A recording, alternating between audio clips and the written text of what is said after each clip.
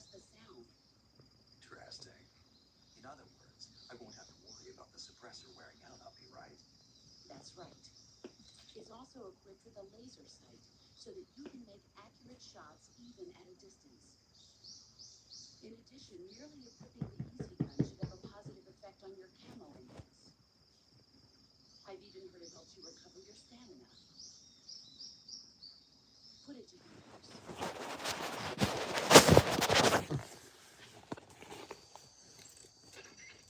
Snake, be careful of that swamp. What's dangerous about it? It's a bottomless swamp. A bottomless swamp. Yes.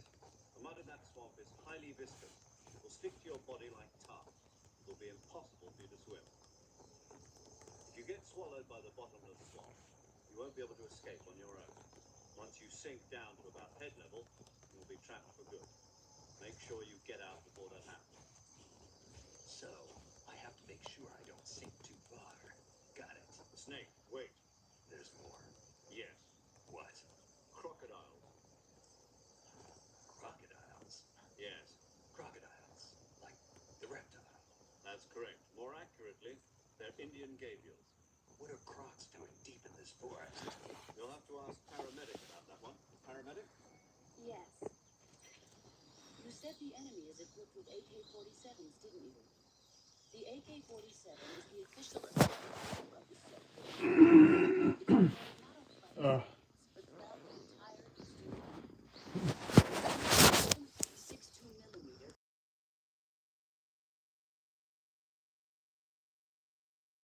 The AK is reliable, precise, powerful, and easy to handle. In short, one of the best assault rifles there is. Don't even think about getting into a one-man firefight against an enemy unit equipped with AKs. Avoid battle as much as possible. Are we clear?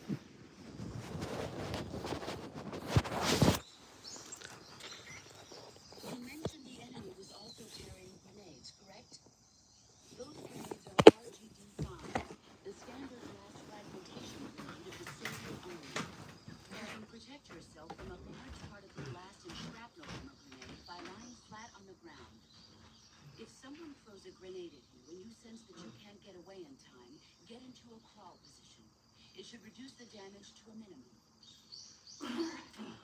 I see you've got your hands on an SVD. The SVD is the Soviet Union's most advanced automatic sniper rifle. It's said to be better designed and more durable than anything the West has. It looks kind of like an AK-47. The shape is similar, but the internal mechanism is one of a kind. It uses 7.62 by 54mm rimmed cartridges, which are more powerful and precise than the ones the AK uses. It can be a powerful weapon if you know how to use it. Sniper rifles aren't meant to be used on the move. When you equip one, they'll immediately go into first-person view. The more stable your stance, the less your hands will shake when you're aiming the rifle. Make sure you're lying down before attempting to make a long-distance shot. To use the scope, press the aim button. You can also use the action button to change the level of magnification. By taking out enemies from a distance with the sniper rifle, you can shift the odds in your favor. Use it well. I see you found yourself an RGD-5. RGD stands for Rachная Granada Degtyaryeva in Russian. It basically means hand grenade of the Degtyaryov design. It's the standard issue blast fragmentation grenade of the Soviet Army. It's lighter than the M26. And it carries fewer explosives as well. But I'd say it's more or less equal to an M26 in terms of performance. Be careful though, the safety pin ring is on the opposite side. You'll be fine as long as you keep the safety lever pressed down with your finger. I'll keep that in mind. Blast fragmentation grenades use a combination of blast and shrapnel to kill their targets. This makes them effective against standing targets, but significantly less effective against targets lying on the ground. Remember that. I see you've got a smoke grenade. The smoke grenade does exactly what the name implies. It creates a thick dispersion-resistant cloud of white smoke that blocks the enemy's field of vision. It should be useful when you need to make a quick getaway. Keep it in mind. That's certainly certainly a strange-looking grenade you've got there. Yeah, I've never seen one like this. What is it? It must be a new type of grenade developed by the Russians. From what I can tell, it's a non-lethal weapon that uses a flash of light and intense sound to overpower the senses of human targets. You can probably use that grenade to knock out the enemy without killing them. It might prove useful. That's an interesting grenade you've got there. Yeah, I've never seen anything like this before. Apparently, it's designed to disrupt radio waves by scattering tiny pieces of metal into the air. The Russians probably developed it as a personal anti-electronics weapon. You can use that grenade to block radio communications between enemy soldiers. Then they won't be able to call for reinforcements, huh? That's right. But remember that as long as the radio disruption lasts, your active sonar and motion detector will also be rendered inoperable. Those things you're wearing, those are... Thermal goggles. Some kind of electronic gadget that shows the distribution of heat sources in image form. I know they're based on the same principle behind the FLIR system on gunships. But to think they actually made it small enough to carry with them... They're not just making good rockets, huh? Never underestimate the power of Soviet science. Tell me about it. In any case, those thermal goggles should allow you to easily see through enemy camouflage and spot traps. Just don't leave them on for too long, or you'll drain the batteries. That area is called the Lino Voda. The name means forest of the canyon. It probably got that name from the chasm that divides the jungle in two. The rope bridge at the center was hastily constructed to enable them to patrol Dramuchi. Speaking of which, what are you doing all the way back there? Get back to the north now.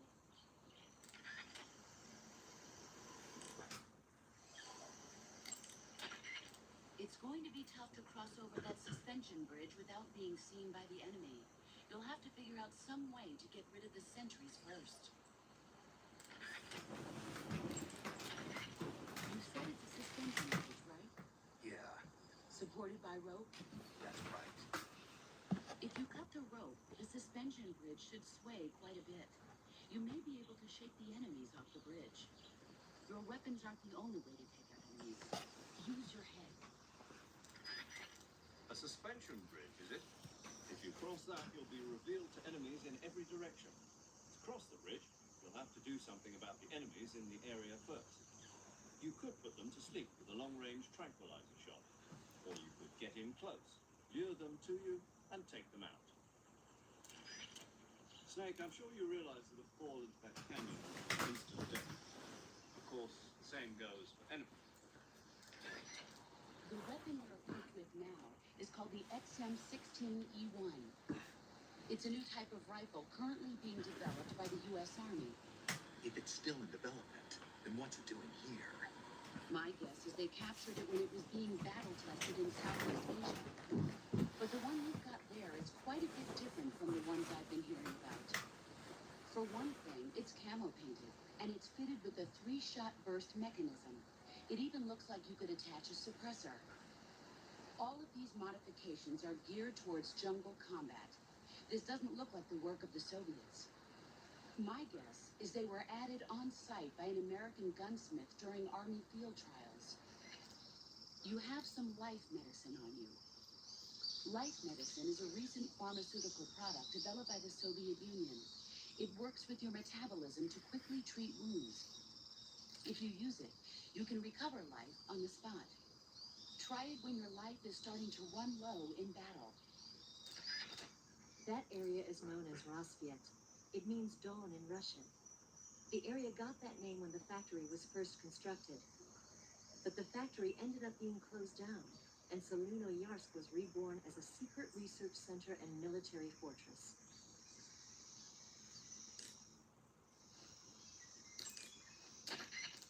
Snake, those drums are filled with fuel. That'll prove to be useful. What do you mean? Think about it. Shoot a bullet at a drum full of flammable fuel and, Gotcha. if you blow up those drums full of fuel, the explosion should take care of any enemies in a fairly wide radius. Just make sure you don't get caught up in the blast yourself. Drums like flying on their side can be sent rolling. Time it right and you might be able to use it to bowl over multiple enemies at once. Give it a try. Stand near a drum and press the action button.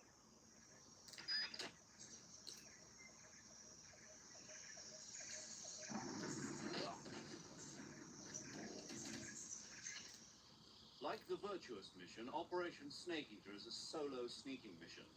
There are no units in the field to back you up. Avoid engaging the enemy whenever possible.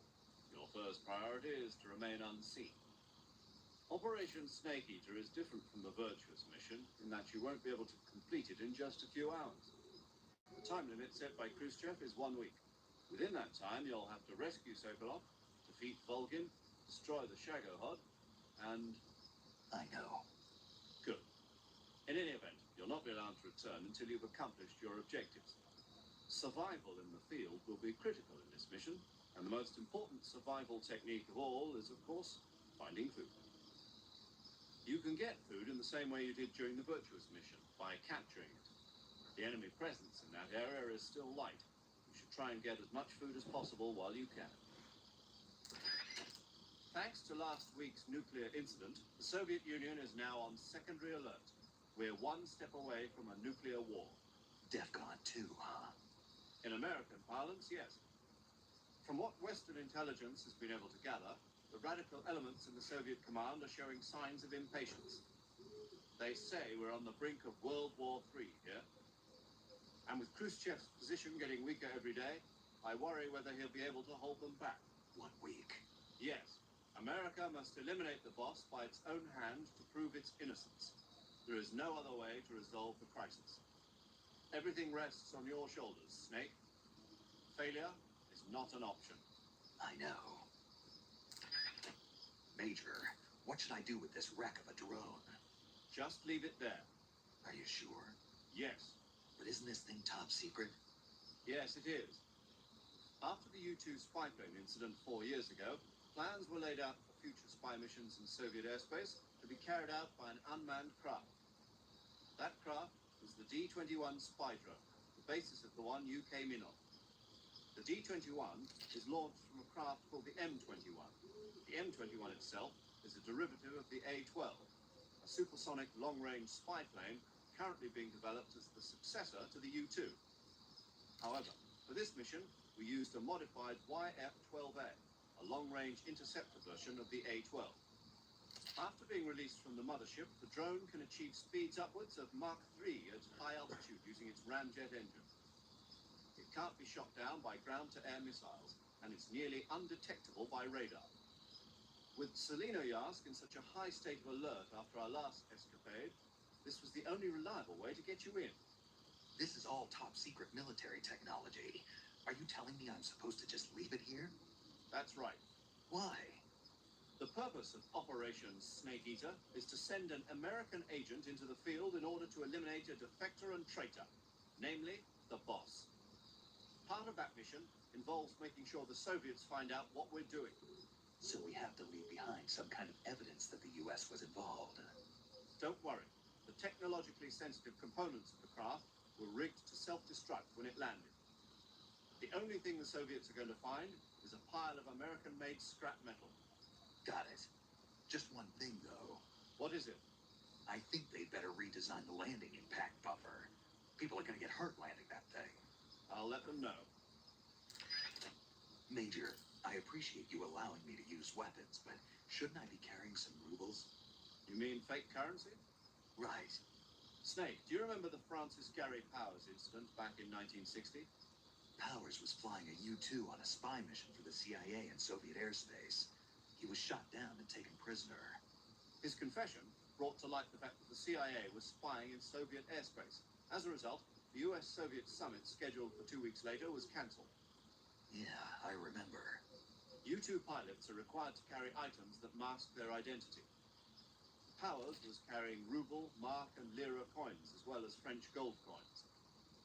He was also carrying 2 gold watches and 7 women's rings. All of these objects were meant to conceal his national origins.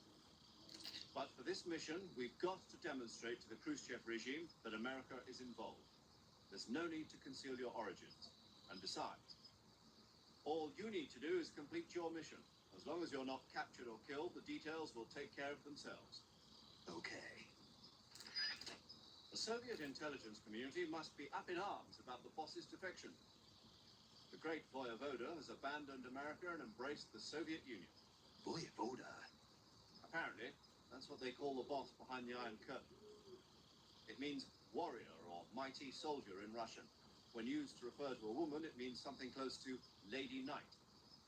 In Russia, where they've had a number of female emperors throughout their history, it's a term of great respect, well, poetic in a way. The boss's exploits have made her name famous in the East as well. The Davy Crockett's that the boss took with her when she defected are mortars that fire nuclear warheads. They're named after Davy Crockett, the hero who died defending the Alamo in the Texan War of Independence. Remember the Alamo. That's right. The warheads are equivalent to between 10 and 20 tons of TNT. Every building within 150 yards of the hypocenter is completely obliterated. But the warheads the boss had with her were some kind of experimental super bomb. So they're actually even more powerful than that. I don't even want to think about what would happen if she used it again. Snake, you know what you have to do. Yeah, I know. I heard you fought against KGB troops in the Virtuous mission. But this time you're up against Spetsnaz. Spetsnaz is the Special Forces unit of GRU, the intelligence wing of the Soviet Defense Ministry's General Staff Office. Spetsnaz troops undergo rigorous training in all types of special ops, from assassination and demolition to intelligence gathering. That and Volgan's loaded, man. His unit is one of the best equipped in the entire Soviet Union, if not the best. I heard the enemies you encountered in the Virtuous mission were only carrying weapons like AKs and grenades. Well, it ain't that simple anymore. In addition to AKs, some of the patrols you'll encounter might be equipped with Scorpion submachine guns and shotguns. The Scorpion is even lighter than the AK, making it much easier to handle.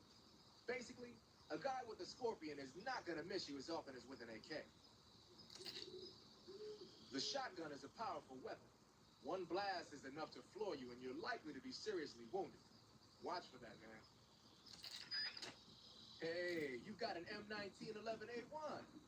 Yeah, a 45. 50 years since the Army adopted the first model, and they're still using them. It's a real gem of an automatic pistol. But aren't you gonna need more than just one little handgun? Not at all. When you're in a tight spot or fighting in close quarters, sometimes a handgun works better than a rifle. And if I equip a knife at the same time, I can instantaneously switch over to hand-to-hand combat.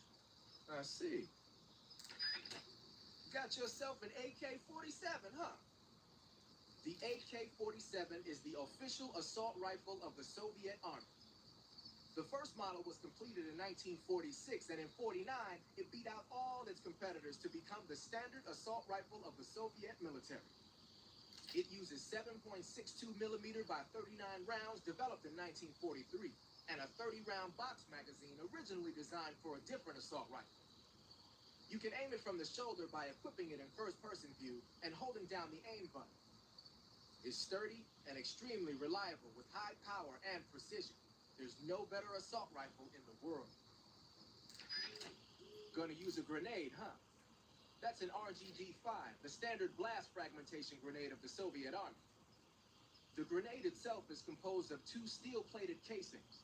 Each of those casings has an inner fragment liner that causes it to burst into over 300 shards when the grenade explodes.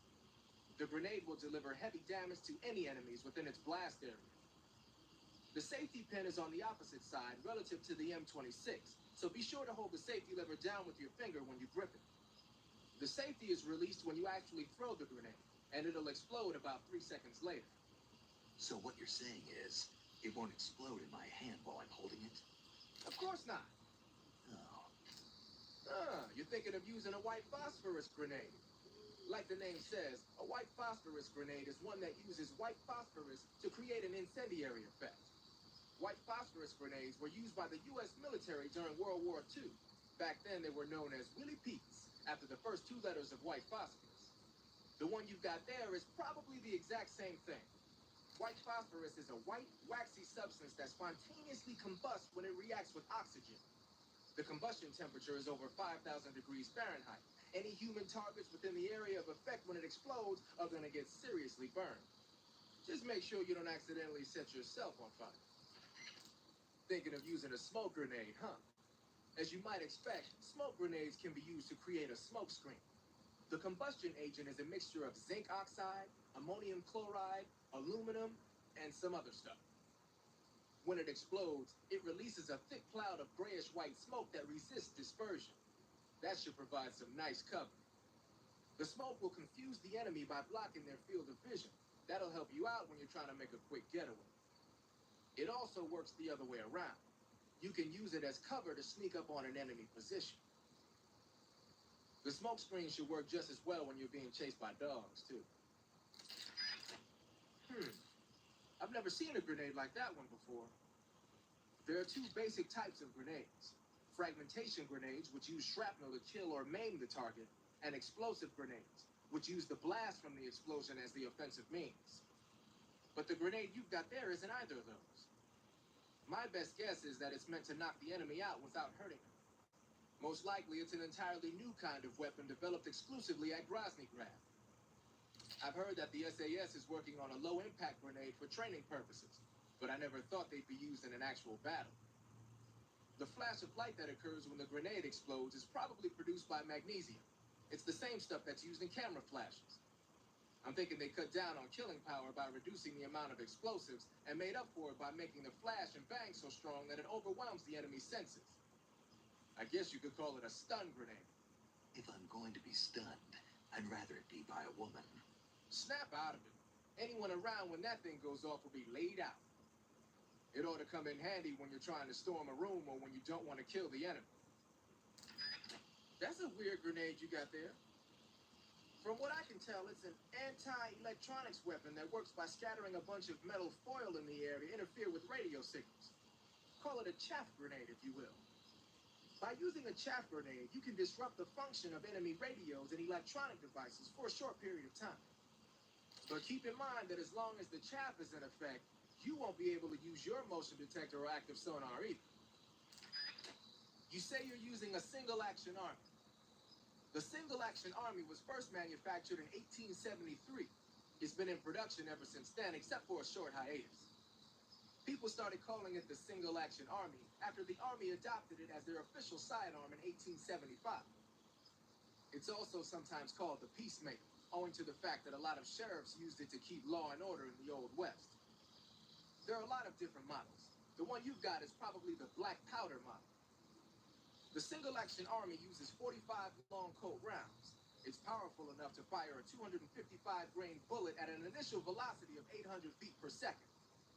The muzzle energy is almost 10% higher than the 45 ACP bullets the M1911A1 uses. You want stopping power? You got it.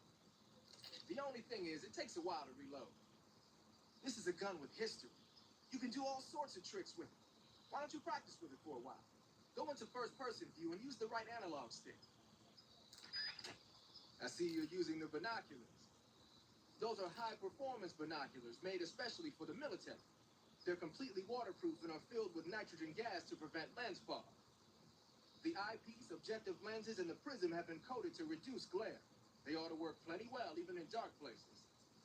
And they're even equipped with autofocus and zoom functions. Won't find a better pair of binoculars than that. What are you, a binocular salesman? Hey, I know a good product when I see one, that's all. Oh. Using the mine detector, huh? When you equip the mine detector, it lets you know with a sound if there are any claymore mines nearby. A mine detector is basically a metal detector, so ordinarily it reacts to scrap iron the same way it reacts to mines. They say that only about 1 out of every 100 objects it responds to is an actual mine. Not exactly what you'd call reliable. So they're researching other ways to detect mines, like sniffing for molecules given off by explosives and using a kind of underground radar. One of these days, they might actually make something that works. But the one you're using is apparently set up so that it only reacts when it finds a claymore on the ground. No need to worry about it being fooled by anything other than a mine. Hey, what's that you've got there? Thermal goggles. From what I can tell, they detect and display sources of heat. You're kidding me. They actually made a passive infrared night vision device small enough to carry around with you? What, is that special or something? Is it special? Here in the West, we've just barely got the technology to install it on aircraft. So that's what that thing is they put on the gunship. But doesn't the Army have something like that for driving vehicles at night? I thought I saw... You mean the ANPAS-5? That's an active infrared night vision device. It fires infrared beams from an infrared projector and uses the reflections to build an image. Those goggles you've got there are completely different.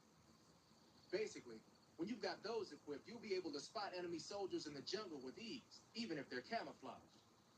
They might even help you find traps. But you won't be able to see the terrain as well, so watch your step. What you got there, Snake? Some kind of drug. The label says pentazamine. Pentazamine? What the hell is that? Beats me. Let's ask paramedic. Yo, paramedic, Yeah? you ever heard of a drug called pentazamine? Yeah, it's an anti-anxiety drug related to benzodiazepine.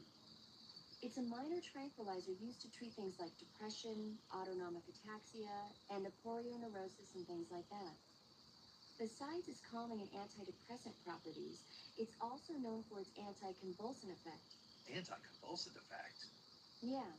So in other words, it can help keep your hands from shaking. Yeah, I guess so. This could be useful. What are you talking about? Nothing. I just thought that if I took this drug when I used a sniper rifle, it'd help make my aim steadier. Oh, I see. That's an interesting idea. I think it might work. Give it a try. Major, why did the boss defect? I don't know, but I will tell you this. America is all too eager to get rid of her. What do you mean? She knows too many of our secrets. If she were to relay all the top secret information she knows to the Soviet bloc, it would put us at a severe disadvantage. It might even lead to the downfall of the West. Even if we survive, the boss is still too much of a hero to us. With her in the Soviet camp, we'd suffer a fatal loss of morale at home. There are even whispers that some of the less stalwart elements of the military might follow her example and defect themselves. I assume you're aware that since your last mission, several key figures within the CIA have been placed under house arrest. Yeah. The loss of the boss has been a painful one indeed. What about you? Me? I still can't believe it. As a comrade, I would have placed my trust in her before my own family. But now that I think about it, the boss always seemed to have an aura of mystery about her. I never would have expected it to manifest in this way, though. Oh, Oh, well, it won't do to get all misty-eyed about it. She's an enemy now, worthy of nothing more than our contempt. understood. Major, why was the boss there? Did they detect my infiltration? That's impossible. The drone shouldn't have been picked up by their radar at all. Then how did she know? It couldn't have been a... That's also out of the question. We've taken all measures to ensure this mission stays secret. Then what's going on? I don't know. It won't do you any good to dwell on it, Snake. Hurry to your rendezvous with Adam. Head for the abandoned factory to the north. Watch out for enemy patrols. Stay alert at all times, okay? Major, Snake, the boss is your enemy. You've got to accept that reality. Adam is waiting for you at the abandoned factory to the north of your current position. Head north. Major, What is it? why did the boss betray us? Leave it alone, Snake. But We've been through this before. Besides, asking for reasons now won't change anything. I thought I'd find out if I met her face to face. I thought for sure she'd tell me, but Then you'll have to find your own answers. by completing my mission... Yes.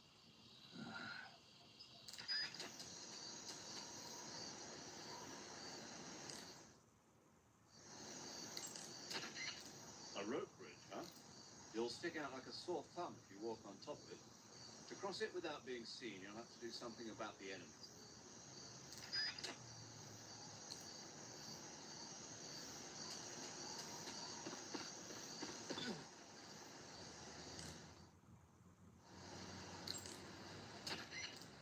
Snake, if you fall from that cliff, you're dead meat.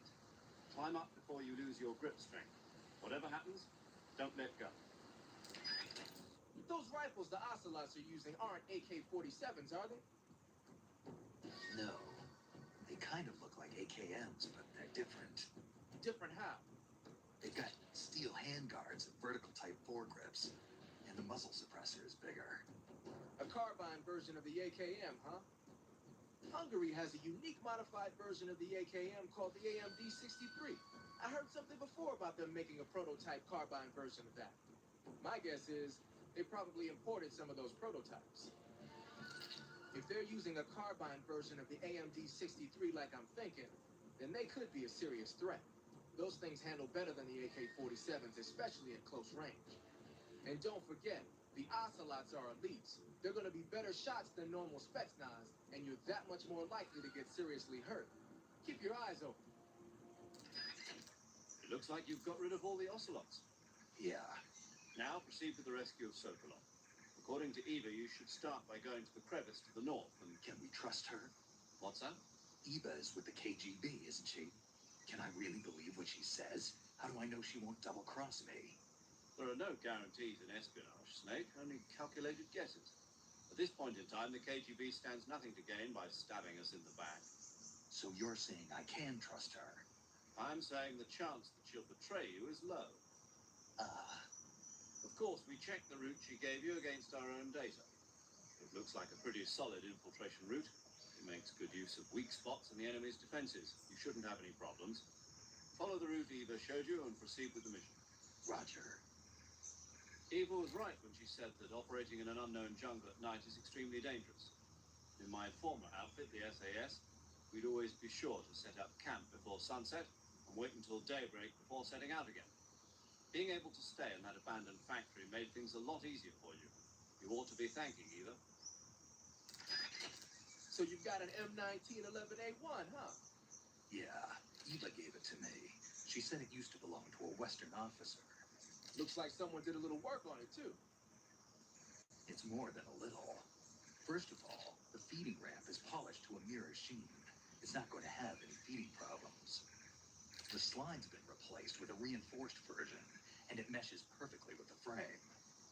The frame itself has been iron welded and scraped down multiple times for maximum precision. The front strap part of the frame has been checkered to make it dig into the hand. That prevents any slipping. The sight system's original too. It's a 3-dot type. It's got an enlarged front sight, giving it superior target sighting capability. The regular hammer's been replaced with a ring hammer. That enhances the cocking control and increases the hammer down speed. They also reworked the grip safety to accommodate the ring hammer. Looks like they eliminated it altogether. This is a tool for pros. The thumb safety and the slide stop are extended to allow for more precise handling. The base of the trigger guard is whittled down so you can use a high grip. And the trigger itself is a long type for easy finger access. Trigger pull is about 3.5 pounds. That's about 1.5 pounds lighter than normal. The magazine well has been widened to make it easier to put in a new magazine. The magazine catch button has been cut down low to make it harder to hit it by mistake. The mainspring housing has been changed to a flat type to increase grip. And it's even been fitted with stepping so it doesn't slip from the recoil when firing. On top of that, they added cocking serrations to the front part of the slide. That lets you load and eject cartridges faster in an emergency. Whoever did this is a professional. No question. This thing could shoot a one-hole at 25 yards in a machine rest. Well, I'll be damned. That's some gun. Yeah, I've never used a weapon this fine in my life. Hey, Snake, remember back at the abandoned factory when you whittled the grip of that 45 down? Yeah, I've never heard of a customization like that before. Why the grip? to fit it with a knife. A knife? You're gonna keep the knife and the gun both at the ready? That's the idea. Why would you want to do that? Sometimes a knife works better in close proximity encounters. So I equip both at the same time. That way I can switch back and forth in an instant. Badass. So that's that. CQC. Snake, you said Eva said her Mauser was a Type 17, right? Yeah, what about it? That model was produced in the 1920s in a weapons lab in the Shanxi province in China. The cartridge part sticks out lower than the original to accommodate 45 caliber rounds. The barrel and chamber are a little bit thicker too. But most telling of all, it's got Chinese characters engraved on both sides of the frame like you saw. And that firing stance Eva was talking about where you hold the gun horizontally, that's a trademark of the Chinese. Just like you were saying, when you're firing in full auto mode, the muzzle jump effect gives you a horizontal strafing motion. They say it's especially deadly in indoor and close-range mop-up actions. The Japanese called it bandit shooting and used to dread it. Makes you wonder where she learned to shoot like that. You know that army motorcycle that Eva was riding? That's a replica of a German model. A replica? Yeah. After World War II, the Soviets confiscated an entire assembly line from a German motorcycle factory, machines and all. And then they took it back with them and started producing replicas? Exactly. Originally, that motorcycle was designed to be used with a sidecar attached. That means it's got enough power to drag a 200-plus pound sidecar around. So that's how she could pull off all those crazy stunts. Uh-huh. Of course, it takes a lot of skill to be able to control that much power. That Eva chick is something else. Eva, what kind of unit are those ocelots I fought a little while ago? The Ocelot unit is an elite group composed of soldiers handpicked from among the ranks of Spetsnaz, the Special Forces wing of GRU. They've undergone even more rigorous training than regular Spetsnaz. Their skill with weapons is the stuff of legends. You'll find they're much better shots than the rest of GRU. Watch yourself. Snake, whatever happens to you, make sure you leave a descendant, okay? Are you saying you want to have my baby? No. I'm saying that in the 21st century, the genes of soldiers like you are going to be in high demand. Genes? Uh-huh. Remember when Watson and Crick discovered the double helix structure of DNA back in 1953? No. You know, they won the Nobel Prize in Medicine for it the year before last. Of course, you have to feel sorry for Pauline and Franklin. They were researching the exact same thing. Sorry, I don't follow. Inside every living creature are little blueprints called genes. Through the union of the sperm and egg cells, these blueprints are transformed and inherited by the next generation. That's why parents and children resemble each other. The concept of genes was first proposed over 100 years ago by Mendel, but he didn't know what they were exactly. For a while, it was thought that chromosomes were composed not of deoxyribonucleic acid, but of proteins called polypeptides. Later, it was shown that deoxyribonucleic acid, or DNA, was a biological macromolecule. Then 11 years ago, Watson and Crick discovered that DNA had a double helix structure. Yeah, this is all fascinating stuff, but what exactly does it have to do with me? The inherent characteristics of any given individual are determined by his or her genes. By duplicating a set of superior genes, a separate body with the same set of characteristics, a clone, can be created. But genes don't control a person's fate. That's true, but having an offspring that's genetically identical to the parent is more efficient, right? You can expect better results that way. More efficient? You can't mass-produce human beings. Maybe, but now that we know the true nature of genes, human cloning is that much closer to reality. Nuclear transplanting is already theoretically possible, so one day... My genes are going to be a valuable commodity. Exactly. They'd never let that happen. Just think, even if your body dies, you survive and go on to bigger and better accomplishments. If you think about it, it's kind of an honor. Does that kind of technology seriously appeal to you? Well, I am a doctor. I can't condone it on moral grounds, but I'm fascinated by the possibilities. Especially when I see such an excellent specimen as yourself. Yeah, well, thanks for the compliment, but it doesn't make me feel any better. Don't be so glum. It's not like it's going to happen anytime soon. We'll just have to wait and see. Snake, I looked at your medical record. You've been exposed to an atomic blast? Yeah, the Bravo shot. It was a hydrogen bomb test conducted at Bikini Atoll on March 1st, 1954. I was at the American base on Kwajalein in the Marshall Islands when the ashes of death started falling from the sky. Any symptoms? None. At least, not yet. But a lot of the guys who were in it with me are now suffering from thyroid cancer and leukemia. Some of them are dead already. One of these days.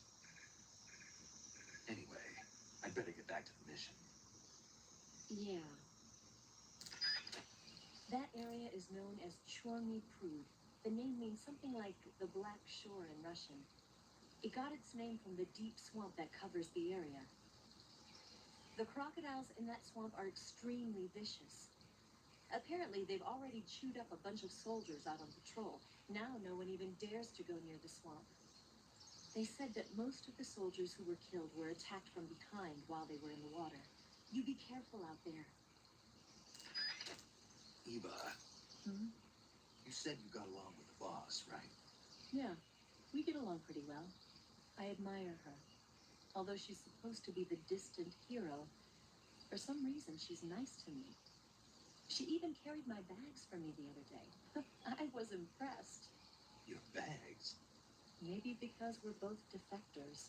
We never talk much, but I get the feeling that she understands how I feel. I've had dreams about the whole thing. Good. You made it to Bolshaya Pust. The name Bolshaya Pust means something close to the Great Cavity. It probably got that name from the crevice to the north. There's a fortified area in the southern part of Bolshaya Pust that's strung with barbed wire. To the north of that is a relay station that serves as both a depot for material shipments and a communication facility. The crevice leading to the cave is located to the north of the relay station. Head north. Ah, you got yourself some claymores. The M18A1 Claymore is a new type of anti-personnel directional mine developed in the U.S. after the Korean War. The gently curved casing is packed with 1.5 pounds of high-grade explosives. The side facing the enemy is lined with 700 steel ball bearings. So when the mine explodes, the ball bearings simultaneously burst out of the casing. Anyone in the kill zone, be he friend or foe, is instant Swiss cheese. The mine is triggered by an electric detonator. Apparently, the detonator's got some kind of special motion detector built in. Yeah. When the mine is planted, it reacts to anything that comes close and automatically explodes. Just make sure you don't trip your own mine or something stupid like that. I'll be careful. You can pick up a planted claymore by crawling over it. Mines planted by the enemy can also be picked up in this way. So if you come across a minefield, it's a good idea to crawl through it and pick up the mines. What are they doing making minefields out of Western mines anyway? They're probably doing field performance evaluations on mines they either captured or stole from the West. The structure of the claymore isn't actually all that complicated. They must be learning a lot about them. It might not be long before we start seeing Claymoraski mines.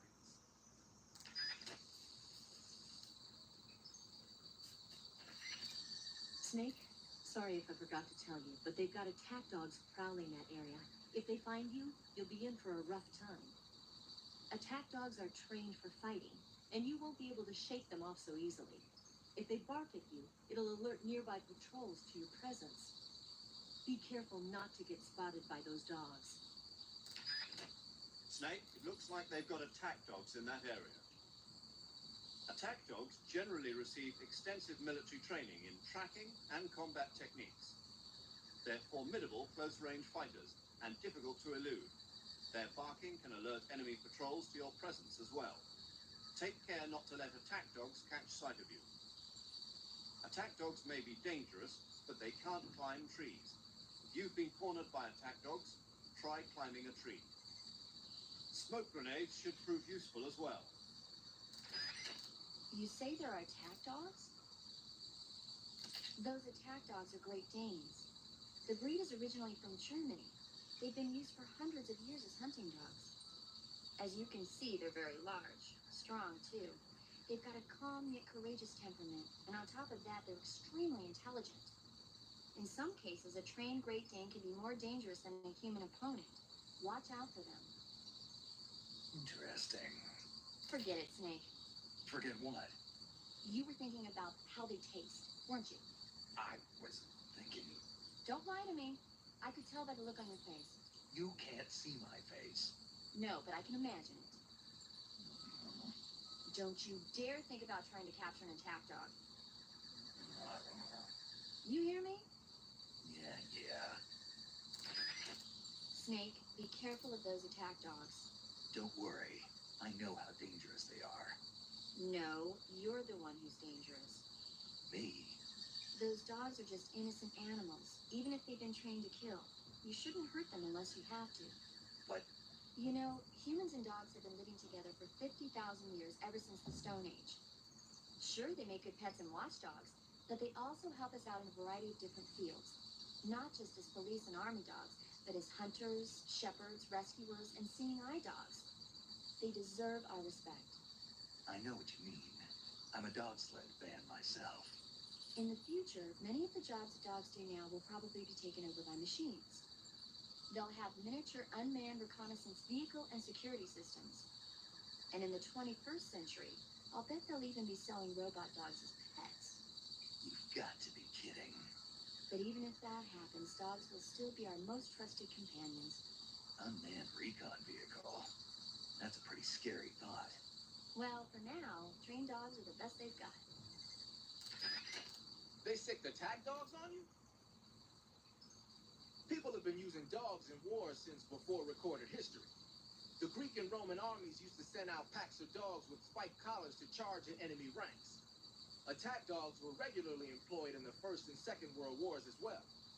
Traditionally, dogs have been used to keep watch, send messages, and assist in search operations. Then the Soviets came up with a new idea, using them to carry bombs. Bomb dogs? Yeah, they were trained to dive beneath tanks carrying a payload of bombs. Apparently it worked pretty well, but the Russians messed up, man. They used their own tanks for the training. Turns out the dogs kept going after Russian tanks and blowing them up. So the plan was scrapped before it got off the ground. Well, I don't think you need to worry about those dogs exploding on you. They don't seem to be the bomb-carrying type. But they are highly trained in tracking and detection. Don't underestimate them. They're excellent trackers and ferocious fighters. Attack dogs move fast and are deadly in proximity encounters. They'll pick up your scent and use it to track you, so it'll be hard to shake them off. In a way, they're more dangerous than any human opponent. Be prepared. The Soviet-made smoke grenades you might find around there also seem to act as a mild tear gas. It might not have that much of an effect on human targets wearing balaclavas, but it ought to wreak havoc to a dog's nose. If you're being chased by attack dogs, give them a taste of a smoke grenade.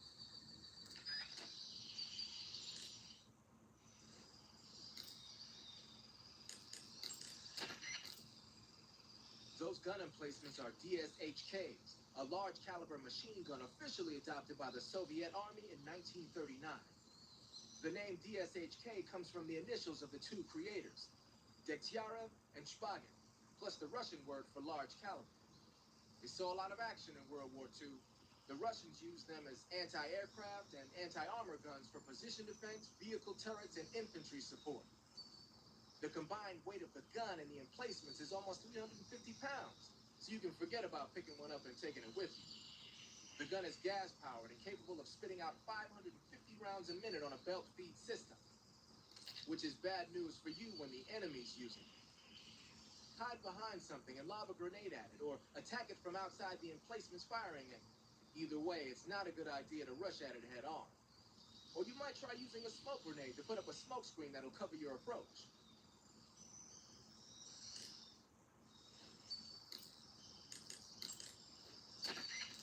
Eva, there's an attack helicopter docked at the heliport. Oh. It's an attack chopper currently being developed at Groznygrad. They're using it as a patrol craft while they conduct tests. Didn't I tell you? No. The helicopter docked there is probably in for maintenance right now, so you won't have to worry about it taking off. If you're thinking of destroying it, now's your chance. Sounds like a plan, but how? Huh? There's no way I'm going to punch through that armor with an assault rifle. Isn't there a weapon somewhere that can do some real damage? You'll just have to figure that out yourself.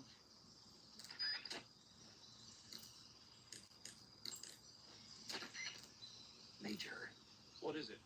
that attack chopper is parked on the heliport. The one from before? Yeah, the one that took away the Shagohod during the Virtuous mission. Perhaps it's an armed variation of the Mi-8 hit. No, Some of it looks the same, but the overall shape is different. It's got stub wings, and the cockpit canopy looks like an angular greenhouse. No kidding. Then it must be some kind of new model. I've heard stories recently that the Soviets are developing a flying infantry combat vehicle. That's gotta be it. A flying infantry combat vehicle? Yeah, a transport chopper with troop-carrying capabilities.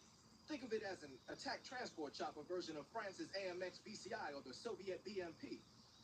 They must be doing field tests on the initial prototype.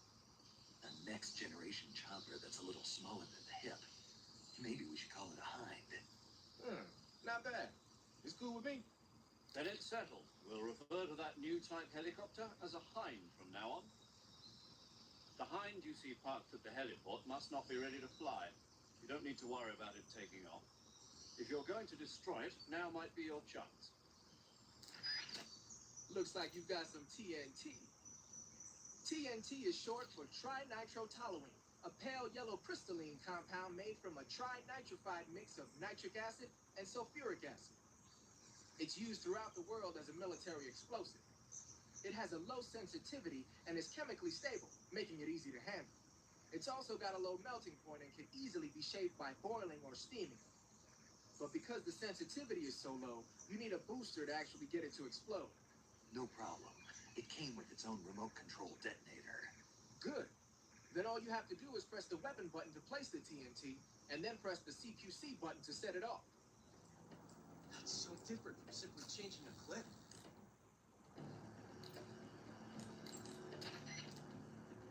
There's a hornet's nest over by off.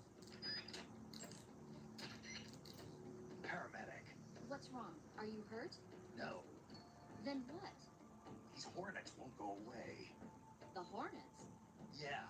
They've been flying around over my head in a figure-8 pattern and won't go away. Any idea why? Well, hornets use the figure-8 dance to signal that they found food. Food? Yeah, like flowers or nectar. What does it mean? I don't know, but at least they're not attacking you, right? I think it's best to just leave them alone. You've got bigger things to worry about, like Ocelot. Good point. You can beat him, Snake. Who said I couldn't? Snake, those hornets that attacked you while you were fighting Ocelot. I know. They look familiar, like the ones I saw during the Virtuous mission. So it was one of the Cobras. That's what Ocelot was saying, too. Keep your guard up. I will.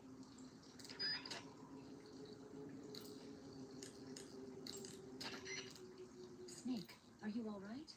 Yeah, just barely. What the hell were all those hornets? Most likely that was the pain, one of the cobras. I figured as much. Are they tracking me? I don't know. The cobras only take orders from the boss. Not even Volgin knows what they're really up to, so I don't know anything about them either. No kidding. I'll try and dig up as much as I can about them. You just focus on moving ahead. Go to the end of the cave and you'll come out in an aqueduct overgrown with mangroves. This leads to the Ponizovia swamp.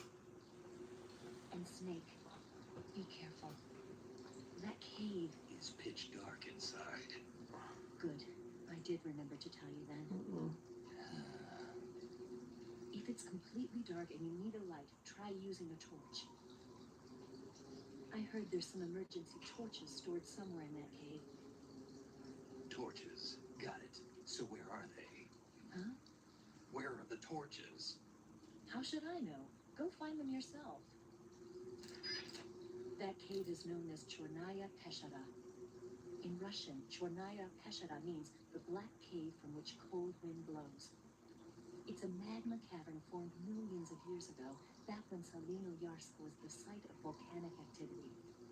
The structure of the cave is pretty complex, but you should be able to find the aqueduct if you keep moving inward. Head toward the interior of the cave. A torch? A little primitive, but a light's a light. From what I can tell, that torch is made of white birch dipped in turpentine. It burns long, so I don't think you'll have a problem with it burning out on you. If you equip it and press the CQC button, you can use it to smack the enemy. You can also swing it around by pressing that button repeatedly. Useful when you need to clear the room of bats and stuff. With the weapon button, you can light and extinguish a torch, so make sure that thing is out if an enemy is closing in. Get used to it. The light from the torch is visible from a long way off, though. It probably goes without saying, but marching into battle with a torch in your hand is not the sanest course of action. You should only light a torch when you're someplace like a cave where you can't find your way around without a light. Yeah, I hear you. Hey, what's that you're wearing? Night vision goggles. This gadget lets me see in the dark by amplifying light and displaying it as images. Amplifying light? That's what it looks like to me. Well, I'll be damned. They're working on something like that here in the States, but so far it's not viable unless it's coupled with an infrared searchlight. And now the Russians have something you can carry with you. Anyway, those goggles should give you a decent visual range, even in dark places. But don't look at anything bright like fire, or it'll get burned into your eyes and you won't be able to see for a while. Be careful. That reminds me, I've heard they keep a shotgun stored in that part of the cave. Why don't you go look for it? Ah, I see you got yourself an M37. The M37 is a 12-gauge pump-action shotgun. Don't expect any kind of accuracy from a distance, but one blast will send the enemy flying, and it's got some serious firepower, too. Good thing to have with you in close-range combat. It takes a while to reload, though, so plan accordingly. The thing that really distinguishes the M37 is that it's lightweight. It's about 2 pounds lighter than other shotguns. In fact, it's so light that it's been nicknamed the Featherlight. Yeah, and to top it off, this one's had its barrel and stock sawed off. That's probably a modification to make it easier to wield in the jungle. Those Soviet boys know what they're doing. I guess the other distinguishing feature would be the lack of an ejection port on the side of the receiver. Ambidextrous, huh? Exactly. It's been designed so you can use it left-handed or right-handed with equal ease. But that's not all. The low number of apertures means that it won't get jammed up as much with mud and dirt when you use it out in the field. This weapon is made for the jungle. Good to know. But what are they doing with an American-made shotgun? Good question. I guess they could be doing research on Western weapons, but... Did you ever hear about the SAS using shotguns in the jungle combat in Malaya? Just stories.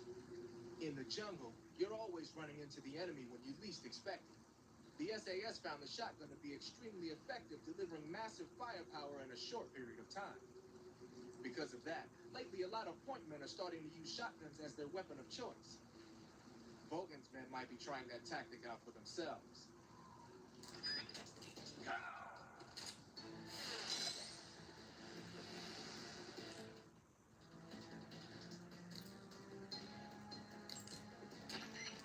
Snake, you've got alarm pheromones all over your clothes. When the pain hits you with alarm pheromones, the hornet's attacks will become more aggressive. They'll assault you more often, so be careful. If you get covered in the alarm pheromones, you should go into the survival booth and change your clothes immediately.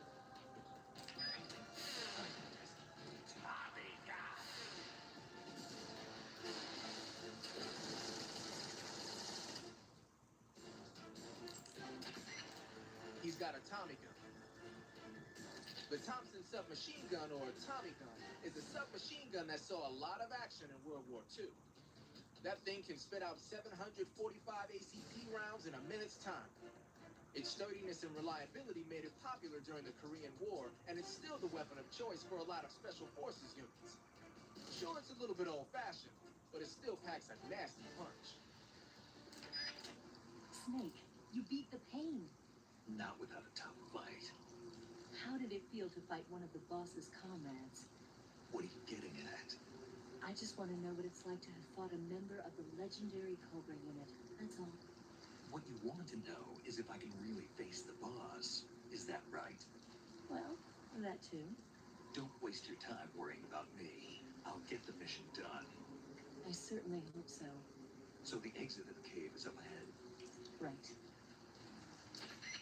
Pass through that area to the north and you'll reach the aqueduct. But be careful. The aqueduct is patrolled by flying platforms. Flying platforms? Soldiers hovering in the air. I've heard stories, but... They've already been implemented over here. It goes to show that America isn't number one in everything. Eva mentioned that that area was guarded by flying platforms. Be careful, they can see a great distance from up there. If a flying platform starts to draw near, you would do well to dive underwater and hide until it passes. You say they have flying platforms out there? Flying platforms are a type of personal VTOL aircraft. They were working on those in America too, weren't they? Yeah, back in the 50s. They were supposedly going to be used for scouting and patrol missions, as well as to spot for artillery units and transport troops into rough territory. They even got an initial prototype off the ground in 1955. But the thing wasn't fast enough, and there were problems with getting it to stop and turn in midair, so they ended up scrapping the project. The ones you see there were built by the Soviets after they got their hands on the American design plans.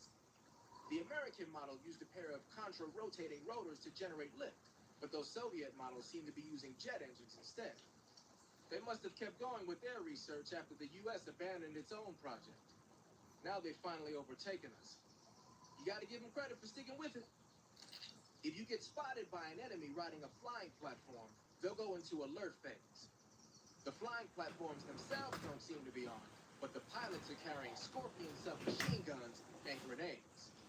The recoil on the Scorpion is low enough so that they should be able to fire one-handed in full auto mode. That gives them some serious firepower. That aqueduct is known as Ponizovye. It means the land down the river. As you can see, it's overgrown with mangrove. Usually they'd have boats going up and down transporting materials. But right now the place is on high alert, so the boats have stopped running. But enough about that. What are you doing there? We're supposed to meet up in the mountains. Hurry up and get there. You can start by going back to the warehouse. I heard a report that they've transported a sniper rifle to the western part of Ponizovye, the aqueduct at the other end of the cave. When you get to the aqueduct, you might want to head over that way and check it out. Snake, Eva mentioned something about a sniper rifle in the western part of Ponizovye. A sniper rifle would certainly be a valuable asset to your mission. Swing by the western area and acquire that sniper rifle. Ah, you got an SBD. That's the Soviets' top-of-the-line semi-automatic sniper rifle, adopted just last year. SBD stands for the Russian words that mean Dragunov Semi-Automatic Sniper Rifle. For a long time, the standard Russian sniper rifle was the Mosin Nagant. But at the beginning of the 1950s, when Soviet troops started carrying automatic rifles and assault rifles, the need for an automatic sniper rifle increased. The SVD was developed to fulfill that need. It can use the same ammo as the Mosin Nagant, 7.62 millimeter by 54 rim cartridges, but they developed a new type of ammo with a tighter firing pattern to go along with it. I heard that these new rounds have a steel core and are 2.5 times more precise than regular rifle bullets. Nothing can match that thing in terms of precision. Try it out for yourself and see how powerful it is. Major, Sokolov's been hauled off. Yes, they probably caught him trying to escape from the lab. Didn't Falcon say that they still needed to perform the final test? Yeah. Then Sokolov must have been taken back to the lab. Get to the lab and get Sokolov the hell out of there.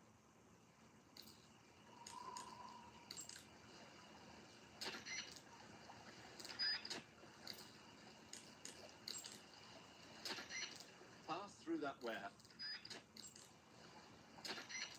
Pass through the... Major, Eva isn't responding to the radio. Right. Right. Snake, she's been talking to you from inside an enemy facility. She's not always going to be able to answer the radio.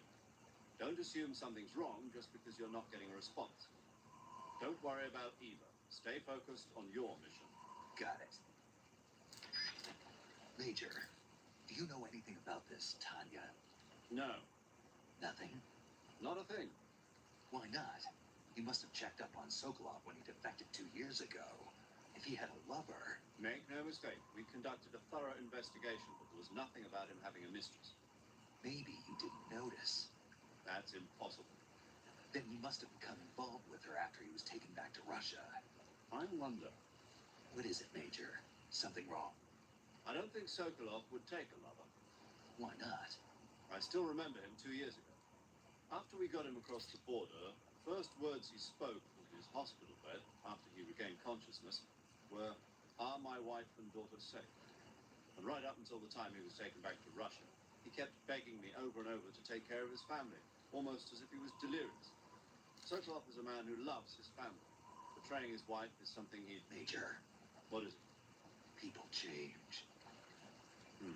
Maybe you're right. Yeah, maybe.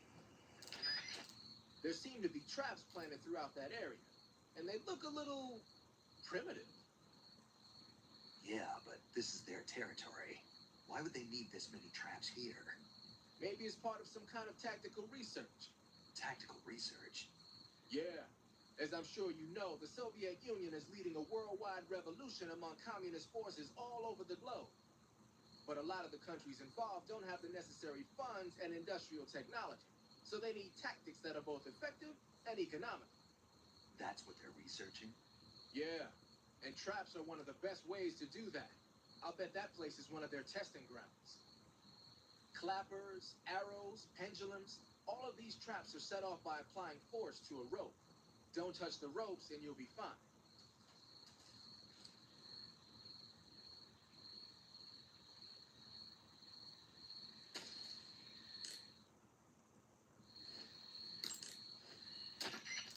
Major, I found a... I know. It's probably a scientist who fled from the lab. I'd wager that the traps in those woods are set up more to deal with would-be escapees than to keep intruders out. The area you're in now is known as Graniny Gorky. It means Granin's Mountain. Apparently it got that name when the Granin lab was first built. But more to the point, what are you doing there? I told you we were supposed to meet up in the mountains, didn't I? Go back through the warehouse to Sviato Gorny.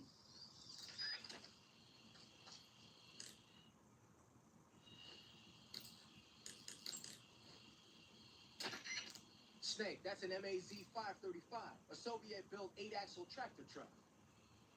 During World War II, most of the heavy transport trucks the Soviets used were supplied by the U.S. But apparently their performance wasn't quite up to the standards of the Soviet military. The problem only got worse after the war as the size of the Soviet strategical rocket forces grew larger. The Soviets realized they needed a heavy transport truck with excellent cross-country capability to haul their ballistic missiles.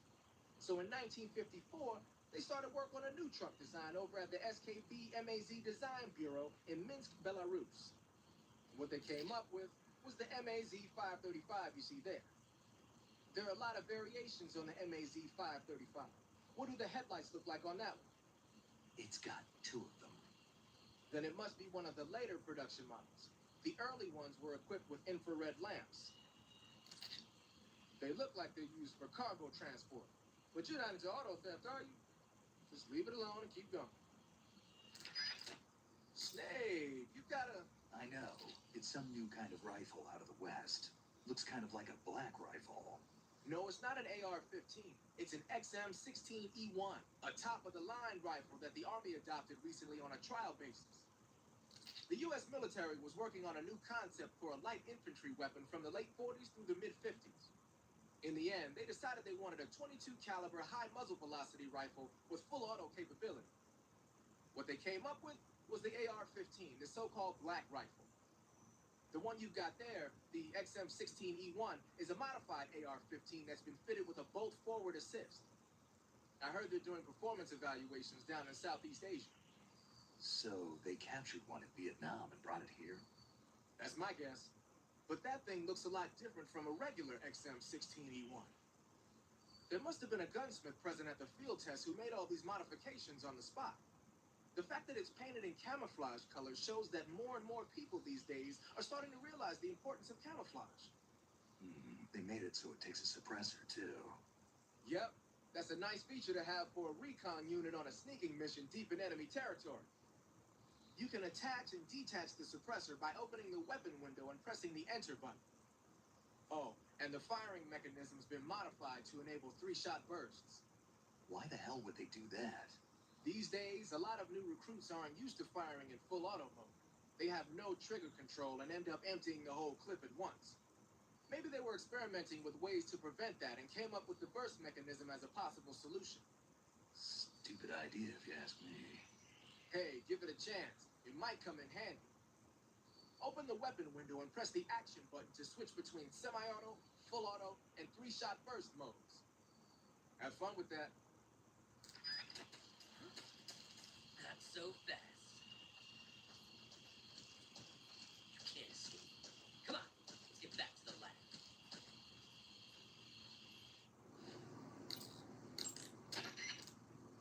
Snake, what's wrong?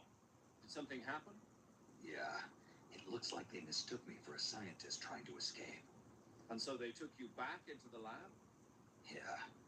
Well, anyway, you've succeeded in infiltrating the lab. In that disguise, you should be able to move around the lab without arousing suspicion. So, you found yourself a cigarette-shaped narcosis gun. The cigarette-shaped narcosis gun is just what the name says, a sleeping gas gun shaped like a cigarette. It must be a test model that Grannon's lab is working on for KGB spies. Equip it and press the weapon button to fire sleeping gas. It's got a short range, but any enemy that gets hit by the gas will be knocked out cold. Ah, a handkerchief soaked with a knockout drug, you say? With that thing, I'll bet you could put the enemy to sleep just by grabbing them in CQC. You could also press the weapon button to wave the hanky around and spread the knockout drug that way. But there's only enough drug for one use, so you'll have to go soak it if you want to use it again. You should be able to find some sort of anesthetic around there. Major, Sokolov's already been moved to the fortress. But that's only what Grannin told you, right? He may have been giving you false info. No, he wasn't lying. How can you be so sure? Gut feeling. Good enough for me. According to Grannin, you should be able to get to the mountains through a passage located deep in the jungle beyond the warehouse. Right. Then if I climb the mountains, there'll be an underground tunnel leading to Groznygrad near the summit. Sigint, Grannon was saying that Sokolov's research project was a tank fitted with rockets. Uh-huh. Do you have any idea what he meant? Sorry, beats me. I wonder if it's supposed to increase the tank's mobility, or maybe give the tank short-range missile launching capability. But you're sure it has something to do with Phase 2 of the Shagohod, right? Yeah. Khrushchev traded Cuba just to get this thing finished. And Volgin blew up a Soviet research facility to get his hands on it. Whatever it is, it's gotta be big. Sigint, do you know anything about that philosopher's legacy Grannon was talking about? Not a clue. Never even heard of something like that until now. Right. One thing's for sure, though.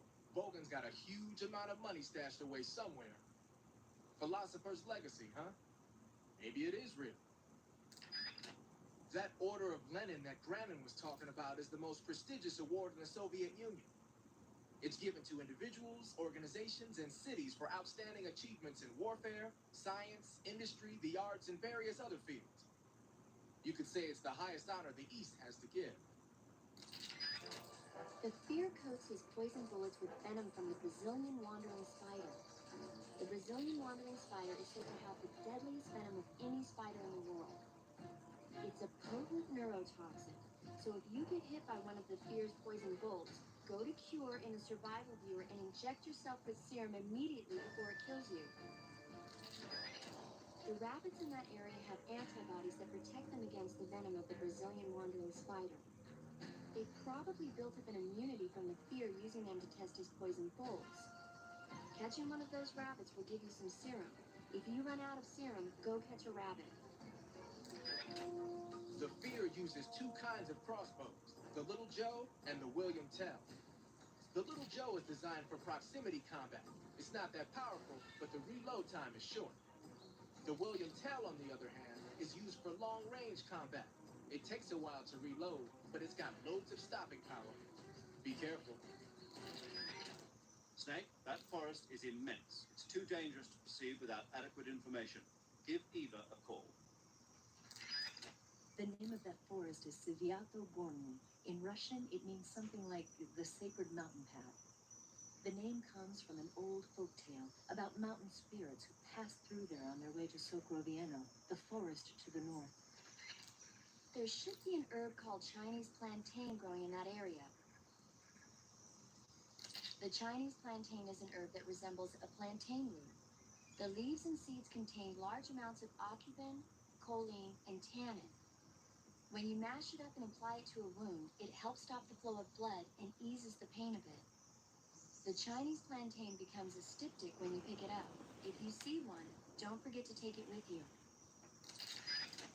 Snake, I think there's a plant called Slav horehound growing in that area. Slav horehound is an herb in the horehound family. It contains large amounts of diterpene, flavonoids, and alkaloids, which give it strong germicidal properties. If you find one, it should make a good disinfectant. You should be able to find ezocomfrey in that area.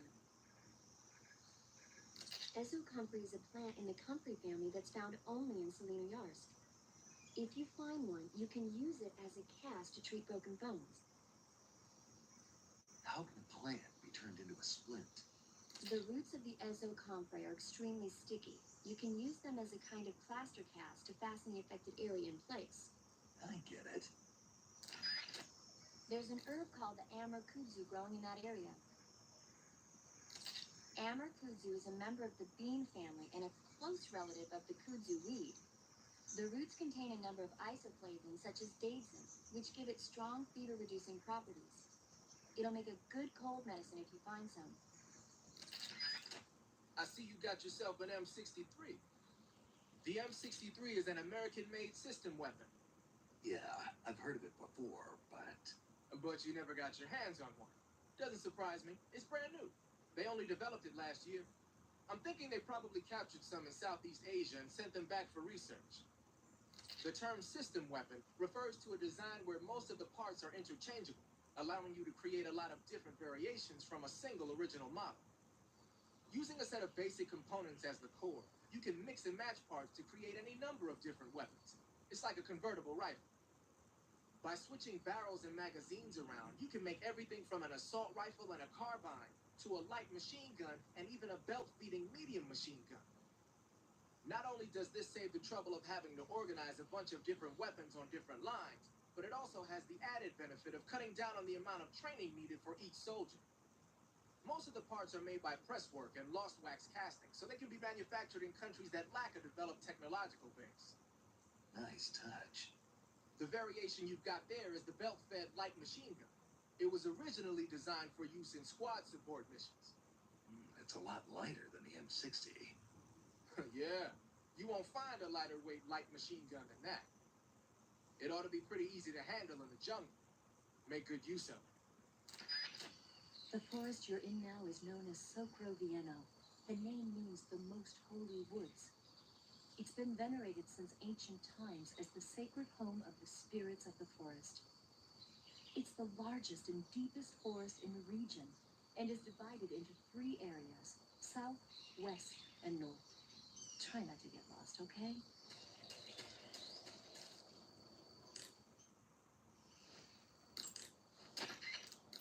Snake, that's the entrance to the shaft, but those vines appear to have sealed it off. You won't be able to enter the shaft until you defeat the end. Finish him off first. Until you defeat the end, those vines probably aren't going to go away. To get into the tunnel, you'll have to fight and beat him. You're using a Mosin Nagant? Yeah, it's what the end was using. I see. The M1891-30 Mosin Nagant is a real beauty of a bolt-action sniper rifle. It's been in use since World War II. Mosin Nagants are created by selecting the best-made weapons out of the regular M1891-30 rifle production line for their high precision and upgrading them to sniper rifles. They add an optical sight, make the trigger pull lighter, bend the charging handle underneath, that kind of stuff. The Mosin Nagant has been known far and wide since the war for its superior capabilities. They were so highly valued that a lot of German snipers on the Eastern Front preferred to use captured Mosin Nagants instead of their own rifles. It looks like the N took the one he'd been using since the war and modified it to fire tranquilizer rounds. Yeah, it's also been fitted with a folding stock and a pistol grip. Maybe for parachute jumps? Well, I don't know why he did it, but that's the tool of a legendary sniper. It's got to be a fine piece of work. But remember, the Mosin Nagant is a bolt-action rifle, so you'll have to load a new tranquilizer round into the chamber by hand every time you fire. That means no repeat firing. One shot, one kill. You made it to the mountains. Those mountains are known as Krasnogorye. The name means the Red Mountain Ridge in Russian. The entire range has been fortified to act as a defense for the great fortress of Groznygrad. The area near the top has been dug with bunkers and trenches, and there are anti-aircraft gun emplacements everywhere. It's literally an impenetrable wall. Proceed with caution. Snake, watch out for enemy soldiers carrying RPG-7s. A full-on rocket blast is not something you can just walk away from. However, it takes some time to reload a rocket launcher. Use that opening to your advantage. Stay alert. Volgan has sent out attack choppers to stop you. You saw them at the heliport, didn't you? They're probably already patrolling the area. If you get spotted by the enemy, you'll be dealing with that thing. Just my luck. I don't have any weapons that'll work against them. There should be an RPG-7 in a bunker in the hillside. A portable rocket launcher, huh? That should be enough to swat bothersome flies. You could also try using an anti-aircraft gun. The Hind is armed with a 12.7mm machine gun on the nose and rocket pods and anti-tank missiles on the stub wing hardpoints. Normally, you'd be crazy to try and fight it on foot. If it starts attacking with the machine gun or the rockets, take cover behind something as fast as you can. As for the missiles, you should be able to knock out their guidance system by using a chaff grenade to block the radio signal. Your assault rifle won't penetrate the Hind's armor. Eva said there was an RPG-7 in those mountains, right? With an RPG-7, you might stand a chance against the Hind. Go find it. If you can take over one of the anti-aircraft guns in the mountains, you'll be more than a match for that Hind. The Hind is a transport attack chopper that can carry personnel. It might drop some troops on you. Don't get caught off guard. The Hind is protected by heavy armor, but a rifle bullet might be able to penetrate through the cockpit canopy. Try using the SVD.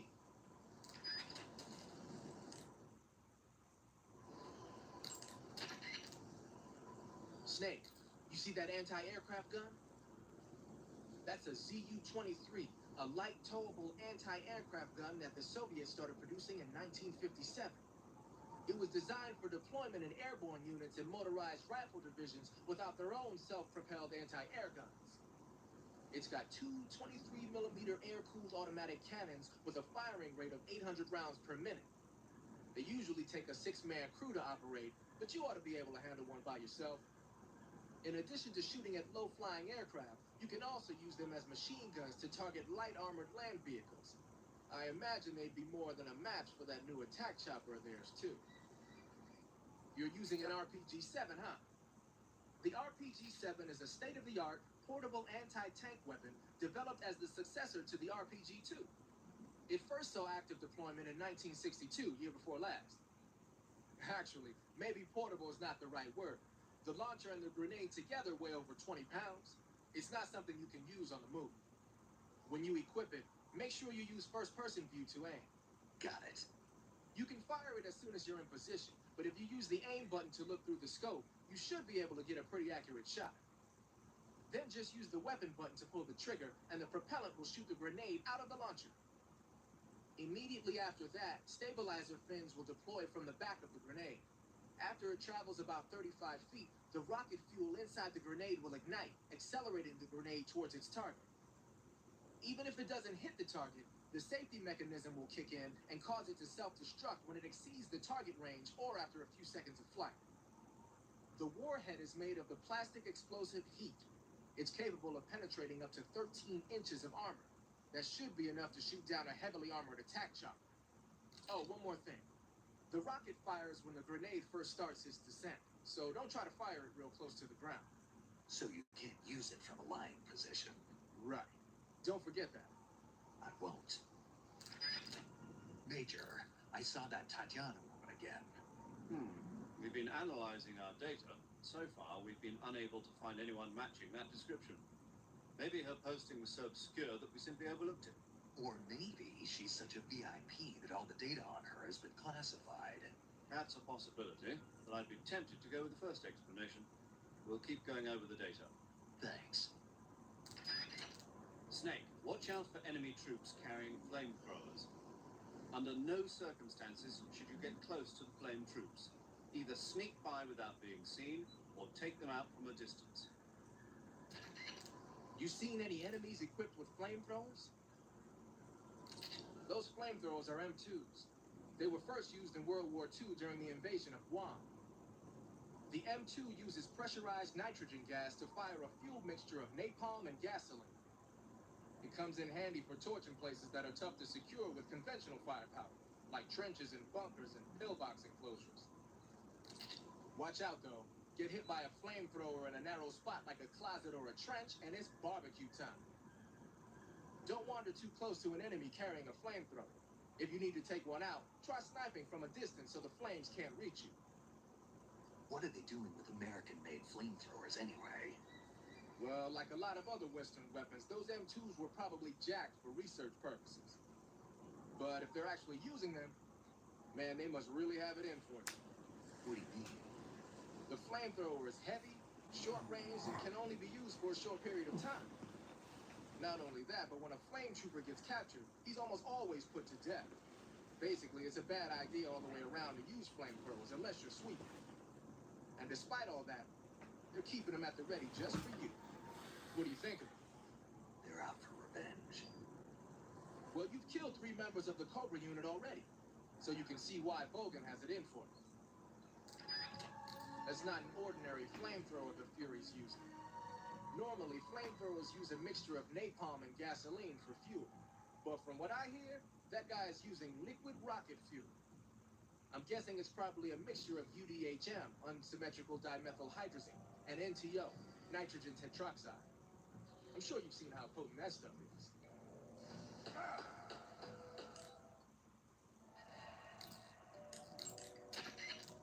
Snake, what? The tunnel looks like it's getting pretty hot. That's what happens when you use such a powerful flamethrower in an enclosed space. In that kind of heat, you'll lose stamina more quickly than normal. Be sure to eat something to replenish your stamina before you get too exhausted to fight.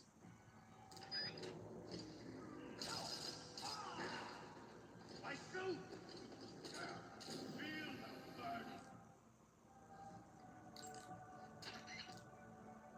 You broke through the Fury's flameproof suit? Now grenades and white phosphorus should work on it. You can also try blowing up a drum when he's standing next to it.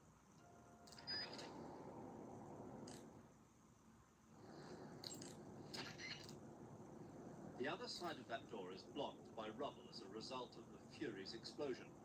You won't be able to open it. Forget about it and continue your mission. The name Grozny Grad means the terrible fortress.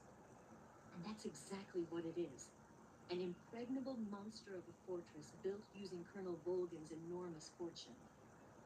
In the center of the fortress is a weapons lab that acts as the nerve center of the place. In the southeast, there's a prison. In the northwest, there's an armory. And in the northeast, there's a provision storehouse. The weapons lab in the center is where Brannon, Sokolov, and their fellow scientists carry out their high-tech weapons research. The flying platform and attack chopper you saw are 2 of their accomplishments. And now they're about to finish the work on the Shagohod. They call it the Terrible Fortress for a reason.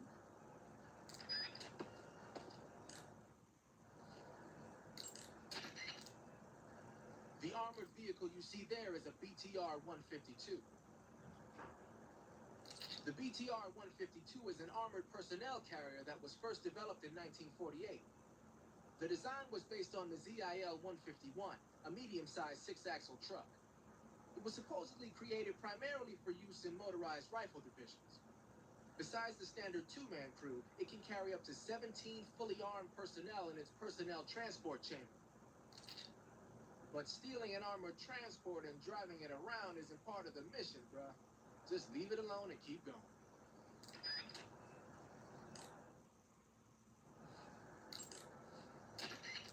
Hey, those tanks look like Object 279s. They're a kind of heavy tank designed to operate in situations involving the use of tactical nuclear weapons. They're distinguished by 2 sets of double treads and a disc-shaped shield, which keep it from flipping over in a nuclear blast. Basically, the 4 treads widen the traction area and increase friction with the ground, while the disc-shaped shield deflects the blast above and below the vehicle. The tank is armed with a 130mm cannon. It's also got a 1,000-horsepower diesel engine, which gives it a decent top speed. As far as we knew, it hadn't been formally adopted because of the high cost of production. But it looks like we were wrong. Anyway, those don't seem to be ready for deployment yet. You don't need to worry about them going anywhere. Just keep moving.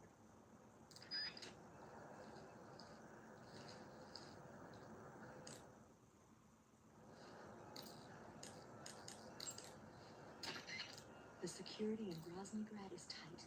Watch out for the searchlights in particular. If you get caught square in one of the lights, no matter how good your camouflage is, they'll spot you.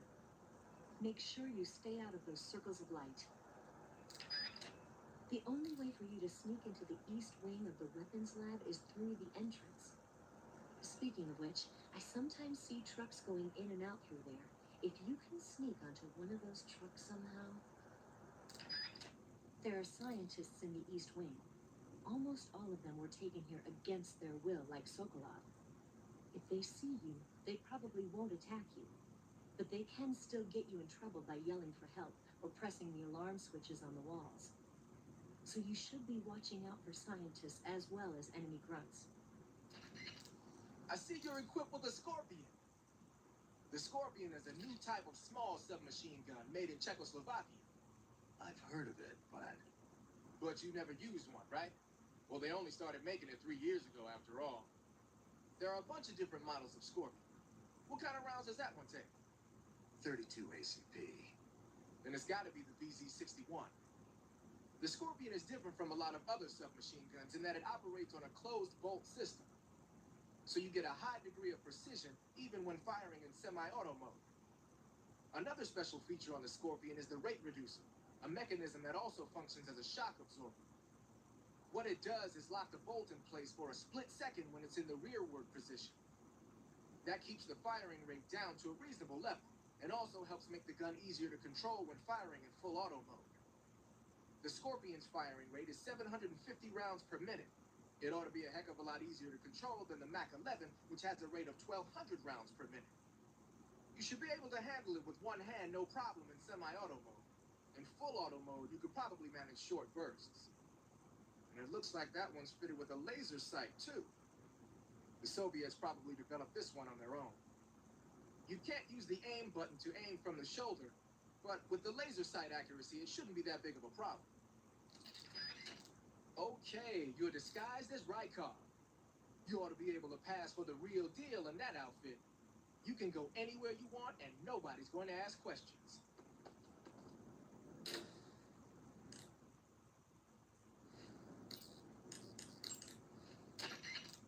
Snake, that door leads to the hangar. It's where they're making adjustments to the Shagohod. But you can't open it unless you have the key. I'll get the key for you soon enough. But in the meantime, you should rescue Sokolov first. Head for the West Wing. Major, I'm sorry. Sokolov, I couldn't... Don't say it. You weren't able to rescue him, but that doesn't mean your mission has failed yet. Eva said they've completed phase 2. There is no time left. You must destroy the Shagohod at all costs. That will be our final tribute to him. Right. Snake, I wanted to ask you something. What? In the torture room, why did you protect me when Ocelot was about to fire? Because I knew that the chamber wasn't empty, and you'd be dead if he pulled the trigger. But your eye... I was tied up, and it happened so fast. It was the best I could do. I feel a little strange, but it won't interfere with the mission. What about me? Huh? Did you only save me because I was important for completing your mission? What other reason would there be? And when the mission is over? Right now, it's just the mission.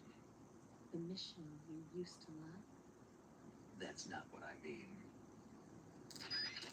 Snake, the door to that cell is the kind that opens in response to a specific radio frequency. A specific radio frequency. Right. You should be able to open it by using your radio to send a signal on the key frequency. Sounds good. Do you know the frequency? I'll try and find out. Give me a minute. Snake, I found out the frequency that opens the door. It's 144.75. Stand in front of the door and send a message on frequency 144.75. Snake, I remember it now. The frequency was 144.75. I'm sure of it. Stand in front of the door and use your radio to send a signal on 144.75. Major, I dug out the bullet the boss shot into me. Yes? There was a fake death pill inside. A fake death pill? Yeah. What does it mean? I haven't a clue. I wonder if it's meant to help you escape from the cell. You're saying the boss was trying to help me. But why? If you don't know, how am I supposed to know? Snake, you say you've discovered a transmitter? Yeah. It was buried in a wound. I think Ocelot did it. He must have been expecting me to escape from that cell. And you didn't disappoint him? Of course not.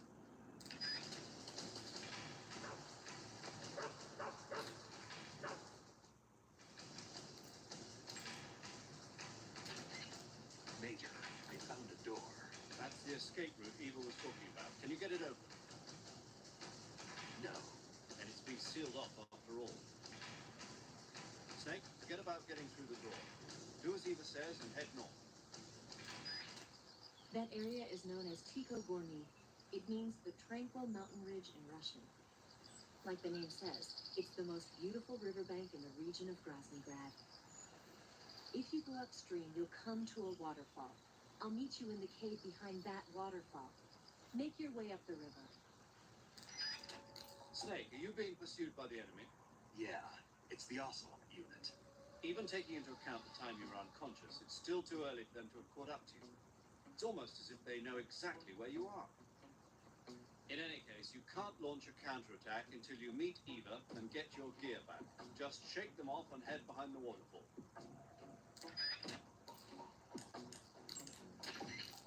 Snake, are you being pursued by the enemy? Yeah, it's the Ocelots again. They shouldn't have been able to catch up with you this fast. It's almost as if they know your exact position. Anyway, hurry to the waterfall. Once we meet up, we can do something about those enemies on your tail. Keep heading up the river. That idea Sokolov had of planting C3 on the liquid fuel tanks, not a bad idea. The fuel he was referring to is probably UDMH, unsymmetrical dimethylhydrazine. It's highly flammable but difficult to handle. If you can blow it all up at once with C3, it'll take the entire weapons lab with it, no doubt. But that's only if you manage to plant the C3 in the right place on each tank. So don't screw it up.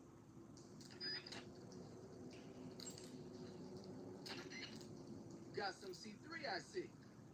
C3 is a type of plastic explosive developed in the West for special operations use following World War II. It's composed of 77% RDX and 23% moldable plastic. Like Eva was saying, you can mold it into different shapes like clay. C3 is less volatile than TNT, so a little heat or shock won't be enough to set it off. It's extremely easy to handle and highly effective. Looks like Eva set up the detonators with a special timer mechanism. Yeah, she made it so that when the timer hits 0, all 4 charges will detonate at the same time. Did she now? Then you better wait until you plant all 4 charges on the liquid fuel tanks before you start the timer. And remember, you only have enough C3 to do the job. Don't go sticking that stuff anywhere but the liquid fuel tanks in the hangar. Got it?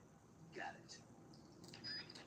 Eva, remember how you said today was a day of rest for the scientists in the hangar? Yeah. What did you mean by that? Until yesterday, there were tons of scientists and maintenance personnel working in the hangar. But because Volgan was forcing them to work day and night, a lot of the scientists were collapsing from exhaustion. So now that the prototype is finished and things are a little less hectic, they gave the scientists a day to rest. I see. If they were still working like that, it would have been impossible for you to sneak into the hangar. But this doesn't mean the hangar is completely deserted. I'm pretty sure there are still a few guards and maintenance personnel left. Stay alert. Eva, that Shagohod data you got from Sokolov, Uh-huh. are you really going to give it to Khrushchev? You think I'm going to answer that? I know I want you to answer me. You're asking me for something I can't give you. Snake, I have a mission to carry out, just like you. Please, try to understand. Eva, about the escape plan. Yeah, we're getting out on a wing. The ground effect vehicle. Right. Here they call it an plan. The Soviet Union has already finished testing one of those? No, this is just the prototype given to Groove. It was designed to search out and destroy American submarines. That's why it has a long range and a decent speed of 470 miles per hour. It's far beyond the BE-1 developed 3 years ago. The problem for us is that the one here doesn't have any weapons on board. If we're tailed, our only choice is to try and shake them. I'll leave that to you. Sorry if I won't have the time to play stewardess for you. Sigint, Yo, Eva said she set up a ground effect vehicle for us to make our escape. so I heard. The ground effect vehicle, or WIG, is something like a cross between an airplane and a boat. It uses ground effect to fly. Ground effect basically means that when the craft skims the surface of the ground, the air between the ground and the wing is compressed, which gives the wing an extra boost. From what Western intelligence agencies have been able to gather, the Russians are pretty serious about developing these WIGs. Apparently, they're planning on using them for anti-submarine patrols. I guess I can see why. The WIG's long cruising range and high-speed capabilities make it a good choice for that kind of mission. Eva must have gotten her hands on one of the first prototypes while it was being field tested as a transport craft. The WIG has a top speed of over 400 miles per hour, and its range is pretty good too. Not that speed is going to help you if you've got a supersonic fighter jet on your tail, but if you hug the surface and stay off the radar, you should have no problems getting away. Eva, What's up? about our escape plan. Uh-huh. How exactly are you planning to get to the lake? What? Don't you trust me? That's not what I meant. Okay then, I'll explain it to you. To the north of Groznygrad, there's a forest called Lazarevo. The name Lazarevo means the lush green earth. On the other side of Lazarevo is a large forest called Zauzyorye. Zauzyorye means near the lake in Russian. The lake is just beyond Zauzyorye. And the name of that lake is Rokovoy Bereg, the Lake of Destiny. That's where you hid the wig. Yeah, we'll use it to make our getaway. Once we've completed our missions, that is.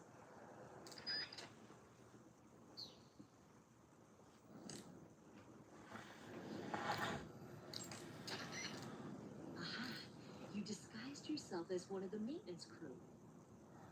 Dressed like that, you should be able to go anywhere you want in the hangar. Don't go doing anything suspicious like rolling around or crawling. And if the maintenance crew gets a good look at your face, they'll know you're not one of them. If the maintenance crew gets suspicious, turn around so they can't see your face and act casual. If the guards get suspicious, just stand still and you should be fine.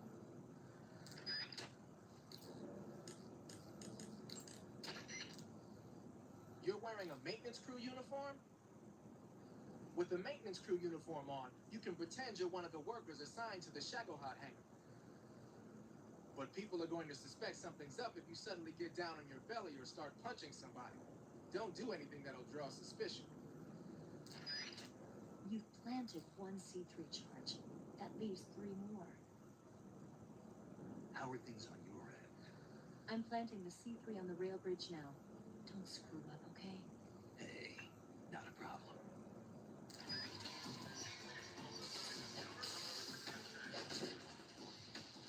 Major, they found the C3. I heard. But I don't think they've found all of them yet. And even if they have found them, they may not be able to disarm them. Don't worry about the C3. Concentrate on defeating Vulcan.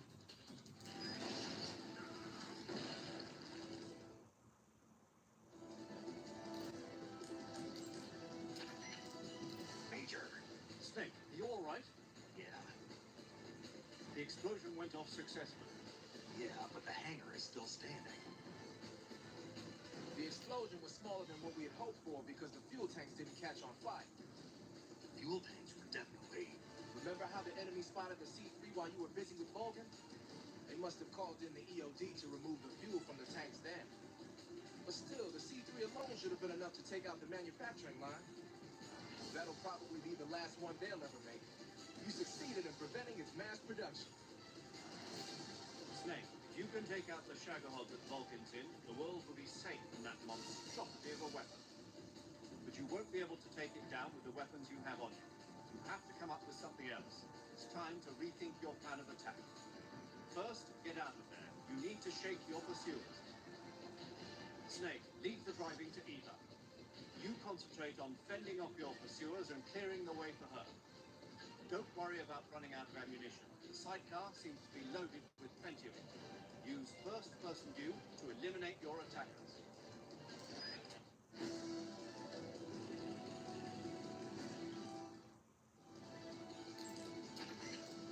Major, we're about to head for the rail bridge. So I heard. You're going to take out the bridge and the Shagahod with it, eh? Nice plan. Let Eva do the driving. Concentrate on fending off your pursuers. You've got to make it to that bridge somehow. It looks like the Shagahot's fallen quite far behind. You're in the barracks area now. In just a few moments, you'll come upon Groznygrad's northern runway. Keep going. You're almost there.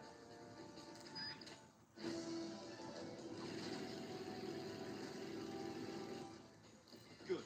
You've reached the runway. The rail bridge is just up ahead. You've got to hold on until you reach the bridge.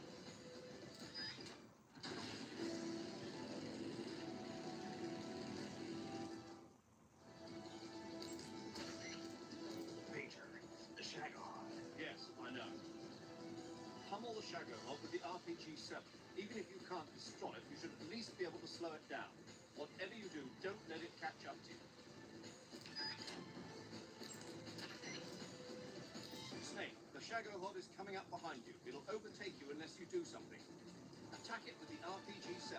You might not be able to destroy it, but you can certainly slow it down. Snake, snipe the C3 bombs planted on the rail bridge to blow it up. Normally, C3 is a chemically stable material. It's only when it receives a shock from the outside that it turns into an explosive. Eva's probably set those bombs up with detonators so they go off when they're disturbed by something. She must have done it to prevent them from being disarmed. Man, she thought of everything. Shooting those C3 bombs should set off the detonators and take the bridge down. Either the SVD or the RPG-7 will be good for this job. If you're really a hotshot, you can use an assault rifle or a handgun, too. Just don't let me catch you using a tranquilizer gun. Clear your mind and focus on making the shot. Snake, when the Shagahod approaches the bridge, that's your cue to start sniping the C3 bombs planted on the struts. Use the SVD. Eva has planted a total of 4 bombs. Concentrate on your target. You must destroy the bridge before the Shagahod makes it across. Farther down. Down. 3 more bombs left. 3 more to go. Up. Right. 2 more left. 2 more to go. A little more to the right. Only 1 more left. 1 more left. It's here. Hurry, Snake. The Shagahod is about to reach the other side. Shoot the C3 bombs quickly.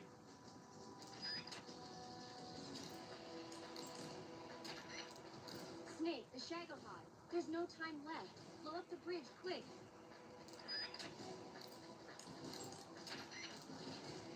Snake, the Shagahod is about to cross the bridge. There's no time to lose. Hurry up and snipe those bombs. Got it.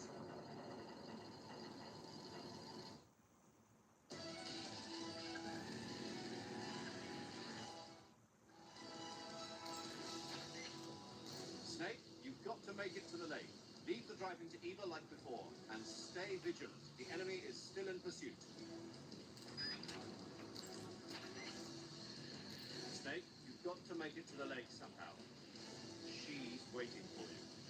I know.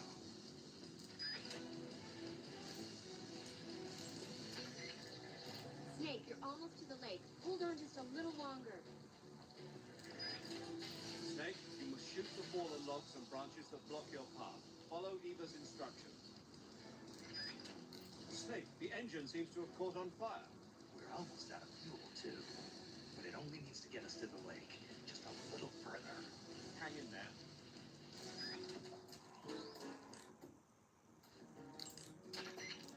Snake, the boss is waiting for you at the lake. I know. That's all I can tell you. Finish the mission, Snake. Yeah. That gun the boss is using is a one-of-a-kind sidearm she had made especially for her. They call it the Patriot. Basically, they took the Army's experimental XM-16E1, cut the barrel short, and took off the stock. It handles like a handgun, but it's got the stopping power of a rifle. Because the barrel is cut so short, it's got some nasty recoil, though. I can't believe she's using it with one hand. Now I see why she's the leader of the Cobras and a legendary hero. So the boss called in the MiGs. The MiGs the boss called in are probably MiG-21s, the Soviet frontline fighter. They can be equipped with rocket pods and bombs for air-to-ground attacks. If the MiGs dump napalm on you, you can kiss your ass goodbye. You gotta beat the boss before that happens. You know, they're coming out with household versions of video cassette recorders. One day you'll be able to see old movies anytime you want. It'll be like having a movie theater in your own home. Really? It's like if you had a record with movie film etched onto it instead of music. It'll work the same way. You're kidding. No, really. And someday they might make movies where you control the characters yourself. Sounds like magic. It'll happen. Make sure you stay alive to see it, Snake.